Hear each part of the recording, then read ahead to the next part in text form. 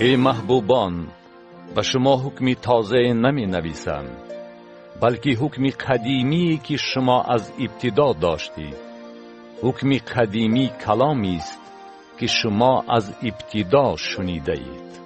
لیکن در عین حال به شما حکمی تازه می نویسم که راستی آن هم در اوست و هم در شماست، چون که ظلمات گذران است و اکنون نور حقیقی می درخشد. هر که گوید که وی در نور است ولیکن از برادری خود نفرت داشته باشد، وی هنوز در ظلمات است. کسی که برادری خود را دوست می دارد وی در نور ساکن است و در وی وسوسه نیست. ولی کسی که از برادری خود نفرت دارد وی در ظلمات است و در ظلمات می گردد و نمی داند که کجا می رود، چون که ظلمات چشمانش را کور کرده است.